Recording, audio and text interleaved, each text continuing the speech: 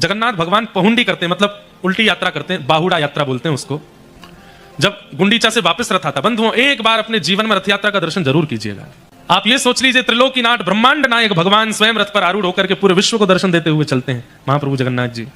एक बार अपने जीवित अवस्था में, प्राण निकले उससे पहले, महाप्रभु जगन्नाथ जी को नंदी घोष, उनके रथ का नाम है नंदी घोष, उस रथ पर दर्शन जरूर कीजिए। उसका कितना पुण्य बताया गया, और उससे भी ज्यादा पुण्य महाप्रभु जगन्नाथ जी रथ से चल करके जहां जाते हैं गुंडीचा, वहां दर्शन करने का पुण्य तो उसका तो वर्णन ही नहीं कर सकते, कितना पुण्य है। तो इस बार मैं दर्शन करने के लिए गया।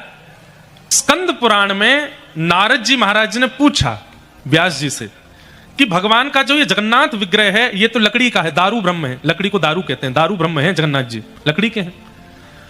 लोग ये विश्वास कैसे करेंगे कि ये साक्षात परमात्मा है?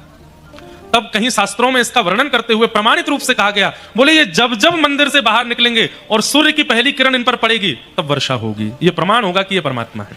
तो मैं गया दर्शन करने के लिए।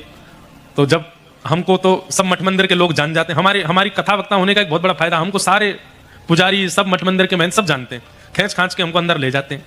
तो वहां ऐसा नियम है कि जब जगन्नाथ जी, जहां कैमरे नहीं जाते वहां की बात बता रहे हैं, जगन्नाथ जी मंदिर से निकलते हैं तो वहां पर जगन्नाथपुरी में जितने मठ हैं सब मठ के आचार्य लोग अपने यहां से प्रसादी बना के लाते हैं, और महाप्रभु जगन्नाथ जी उनकी तरफ बस ऐसे मुंह करके देखते हैं, सबका प्रसाद स्वीकार करते हैं। तो एक मठ के महाराज जी ने हमको अपने पास खड़ा कर लिया, बोले जगन्नाथ जी सबसे पास में यहीं से दिखेंगे, आप खड़े हो जाओ। तो मुझसे वो चर्चा कर रहे थे, बोले इंद्रेश जी ऐसा शास्त्रों में वर्णन है कि महाप्रभु जगन्नाथ जी जब भी बाहर आएंगे और सूर्य की किरण पहली उन पर पड़ेगी तो वर्षा की एक बूंद गिरेगी जरूर। मेरे मन में ऐसी भावना उत्पन्न होने लगी कि लाला तू हमारे ब्रज को है, कहीं अब के बाहर आयो वर्षा नहीं भई तो हमें तो ना कट जाएगी यहाँ से। तो जैसे अपने गांव का व्यक्ति किसी प्रतियोगिता में भाग ले तो यूं रहता है जीते, ऐसी भावना चित्त में आने लगी। अरे भैया ब्रजवासी की लाज रखियो। तो मन में घबराहट हो रही थी, क्यों? क्योंकि दूर दूर तक एक भी बादल नहीं आकाश में, तमतमाता हुआ जून जुलाई के महीने में होती है रथ यात्रा, भीषण गर्मी, मैं कहूं ऊपर एक वो बादल नहीं है।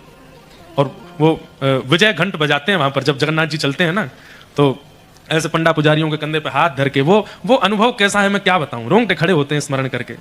तो सबसे पहले मंदिर से बाहर आते हैं सुदर्शन जी, सुदर्शन जी बाहर आए, उसके बाद आती हैं सुभद्रा जी, और फिर आते हैं बलराम जी, और तीनों निकल के चले गए, वर्षा नहीं भाई। अब आई जगन्नाथ जी की बारी, और जगन्नाथ जी जब आते हैं तब भीड़ भी बहुत हो जाती है, और मैं कहूं एक और बादल नहीं है, एक और बादल नहीं है। अब मुझे बादलों की चिंता ज्यादा कि बरसे को तो सही, ये प्रमाणित होना चाहिए कि ये परमात्मा है। जैसे ही महाप्रभु जगन्नाथ जी निकल करके बाहर आए और प्रथम किरण सूर्य की पड़ी, ना जाने कहां से एक बादल आया घूमता हुआ, तुरंत वर्षा हुई वहां पर। और जैसे ही रिमझिम वर्षा गिरी है, और फिर जो नृत्य मेरे को हो रहा था अंदर ही अंदर, मैंने कहा लाला तू सांचो देवता है, तेने प्रमाणित